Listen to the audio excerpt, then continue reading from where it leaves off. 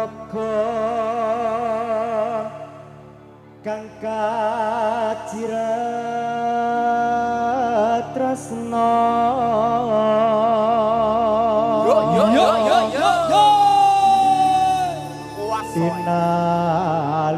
sinalitali ing jiwa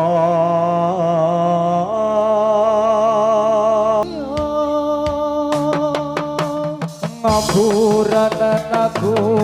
yen ninggal sliramu nanging atiku dudu duwe Gusti tansah krungu apa panyunanmu uga kowe engkale atiku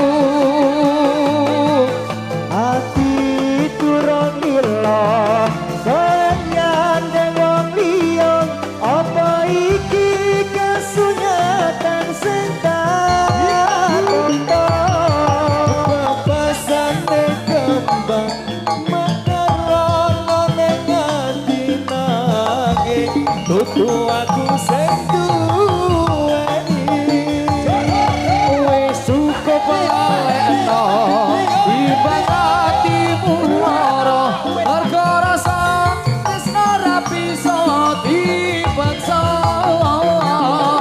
atiku percaya yen kowe mesti bisa nilakake aku sumandeng wong liya ora gampang nopo lakon iki aku wis nyoba ikhlas nanging apa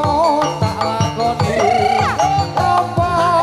langsung nyatane tresno kowe sumati wong liya aturan menengku yen ninggal sliramu nanging atiku wis dudu duwemu Gusti tansah krungu apa panyuwunanmu muga kowe enggale tokantiku ati turun lila kowe nyandeng wong liya apa iki kesunyatan sing tak tampa pasarne kembang makarono ing ati nanging dudu aku sing duweni wis cukup lalekno inang atimu lara marga rasa tresna ra bisa dipaksa atiku percaya yen kowe mesti bisa nilakake aku sumandeng wong liya ngapuran aku yen ninggal sliramu